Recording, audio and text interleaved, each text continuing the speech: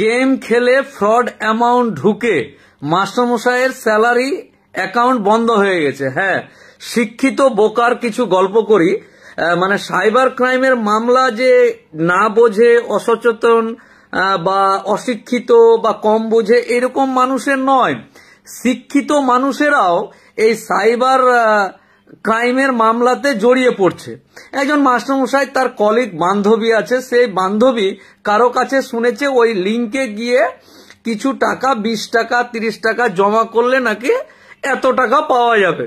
তো মাস্টারমশাই প্রথমে করতে চায়নি, তখন তার বান্ধবী তাকে সুন্দর করে রিকোয়েস্ট করেছে যে ধরুন আপনার মেয়েকে আপনি গিফট করলেন, এই করলেন, বা তো বিভিন্ন রকম প্রলোভন দেখিয়ে সেই কলিগ বান্ধবী কিন্তু সেই মাস্টারমশাইকে গেম খেলতে বাধ্য করে এবং টাকা জমাতে বাধ্য করে।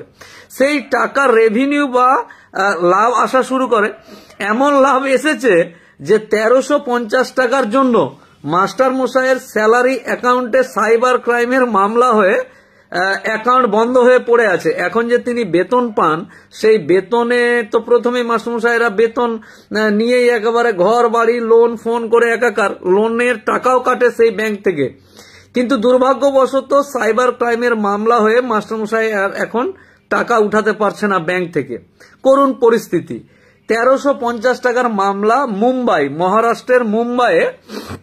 এটা আমাদের উত্তর 24 পরগনার বনগাঁ লাইনের গল্প বলছি, যে ওই মাস্টারমশাইয়ের মামলা হয়েছে মুম্বাইয়ে। মাস্টারমশাই এখন বেতন টেতন পাচ্ছে না। মুম্বাইয়ের ব্রাহ্মণ কি বলে ওটাকে, ব্রাহ্মণ মুম্বাই না কি আছে, যাই হোক MIDC, তো ওই থানাতে মামলা হয়েছে। 1350 টাকা।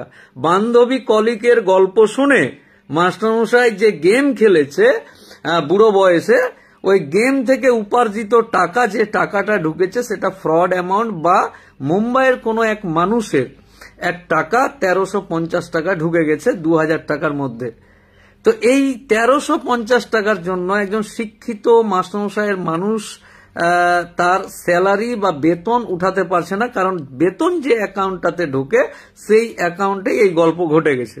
তো সাইবার ক্রাইমের মামলা বা ব্যাংক জনিত মামলাগুলো যে শুধুমাত্র কম বোঝে, কম শিক্ষিত বা অশিক্ষিত, কিছু বুঝি না জানি না এমনি হয়ে গেছে, এরকম কোনো ব্যাপার নয়।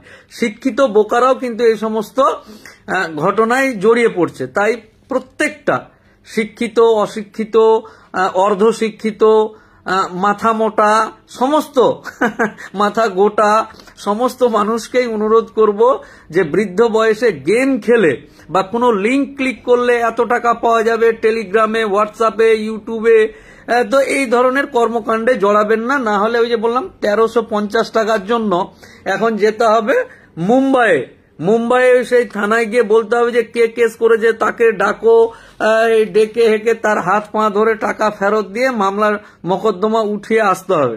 তো মুম্বাইয়ে যদি যায় তাহলে যে তার মানে কি বলে, খাজনার থেকে বাজনা বেশি। 1350 টাকার থেকে মামলার যে খরচ এবং এই মুম্বাই যাওয়া আসা 2-3 বার, এই ওই দিস দ্যাট, হয়রানি, স্কুল থেকে ছুটি নাও, এই করো সেই করো, বিভিন্ন রকম বিষয়গুলো আছে।